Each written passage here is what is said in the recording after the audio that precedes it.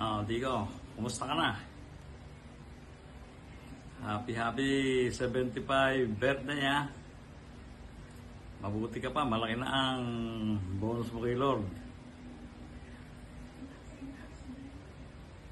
Inabot ka na ng 75 na medyo malakas pa ang katawan mo at nakakalayas ka pa kahit saan. Ako 65 pa lang, napakalaki ko na nararamdaman sa katawan. Kaya hindi na ako makalayas. Nagbalak nga akong mag-ayos ng papel nung aalis yung mga ano rito nung tutungkol dyan tumamasyal. Ang problema nga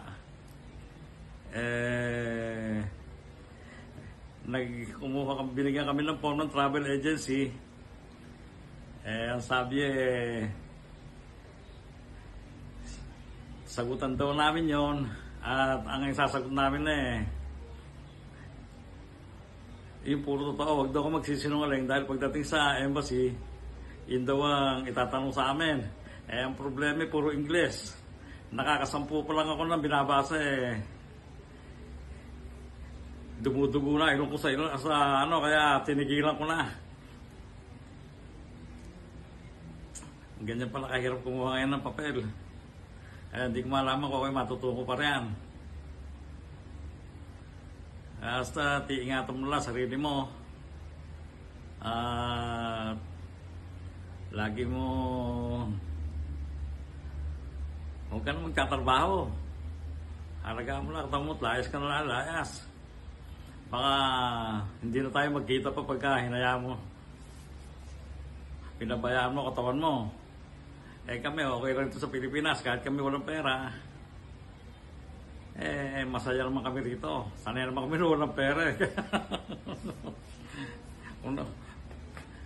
Kaya eto, ganun lang buhay rito. Kahit 65 na ako, napakarami ko na nararamdaman sa katawan.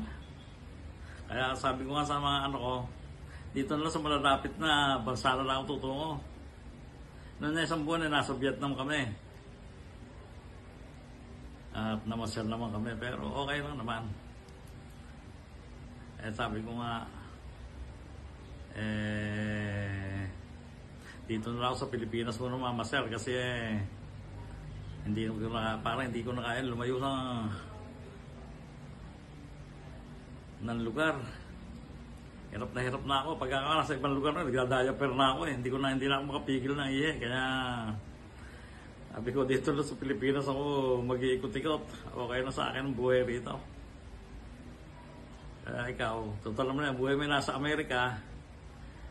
Talagang iingatan mo na sarili mo riyan.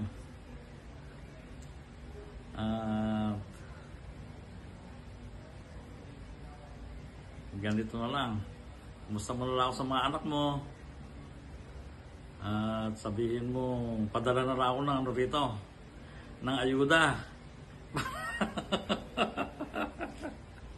Hindi, biro lang. Sige, mag-iingat ka na lagi para magkasama-sama pa tayo rito. Sige, happy birthday na lang. At lagi ka na lang mag-iingat. Sige, ang ganda na lang Okay.